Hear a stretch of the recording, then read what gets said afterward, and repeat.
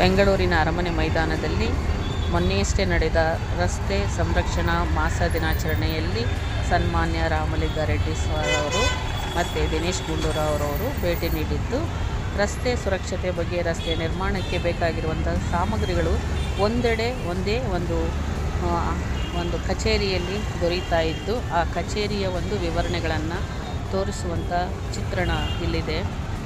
ರಸ್ತೆಯ ನಿರ್ಮಾಣಕ್ಕೆ ಬೇಕಾಗಿರುವಂಥ ಎಲ್ಲ ಸಾಮಗ್ರಿಗಳು ಒಂದೇ ಸೂರಿನ ಅಡಿ ಸಿಗ್ತಾ ಇದೆ. ಇದನ್ನು ನೀವು ಭೇಟಿ ಮಾಡಿದ್ರೆ ಅವರು ಸಿಗ್ತಾರೆ. ಮತ್ತು ರಸ್ತೆ ಸುರಕ್ಷತಾ ಅಭಿಯಾನ ಮಾಸದ ದಿನದಂದು ರಸ್ತೆಯ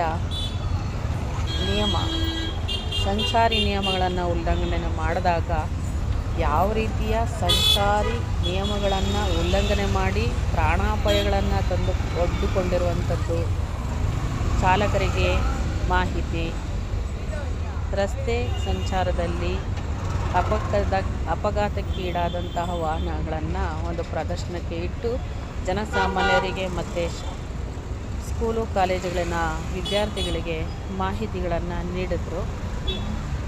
ಅದರ ಸದುಪಯೋಗವನ್ನು ಶಾಲಾ ಕಾಲೇಜಿನ ಮಕ್ಕಳುಗಳು ಪಡೆದುಕೊಂಡಿರ್ತಾರೆ. ಸಂಚಾರಿ ನಿಯಮಗಳನ್ನು ಪಾಲಿಸಿ ವಾಹನಗಳನ್ನು, ನಿಮ್ಮ ಪ್ರಾಣಗಳನ್ನು ಸಂರಕ್ಷಣೆ ಮಾಡಿಕೊಳ್ಳಿ.